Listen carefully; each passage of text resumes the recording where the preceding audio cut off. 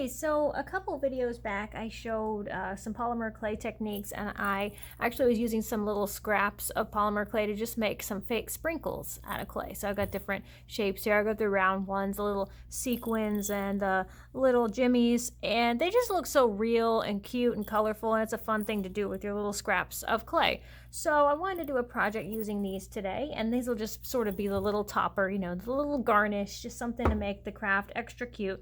And it's going to be an ice cream cone, so I will talk about all the products that I'm going to be putting on this. This is just a tiny little 1.5-inch clay pot, and I hot glued, just put a little glue along the edge here, the styrofoam ball inside, and you can get these at the dollar store. The styrofoam balls are really cheap at the dollar store. I wouldn't recommend buying them anywhere else, because anywhere else they're ridiculously high priced, but I just fixed it in there. You can sort of wedge it in a little bit beforehand so you know where you're going to stick it.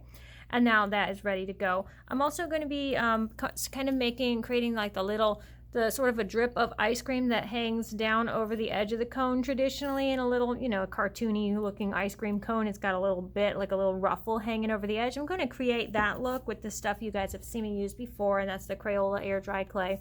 So I'm just going to sort of make a snake out of this stuff. It comes in this nice little tub, and it's kind of cold and soft like pottery that you would use on the wheel. So I'll be using this stuff to create that look, and I like it because it'll dry fairly quickly so we can paint it, but it'll also stick on here kind of in the crack in between where the pot meets the styrofoam. So that'll be nice for that.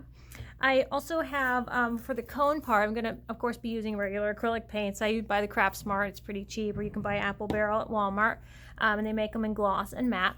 So I'll be using that for just painting the cone part of this. So that'll be on the clay pot. And also I'm going to be using a regular brush for the bottom and a foam brush for the top, because I like to sort of dab the paint onto the styrofoam ball. It doesn't really brush very nicely.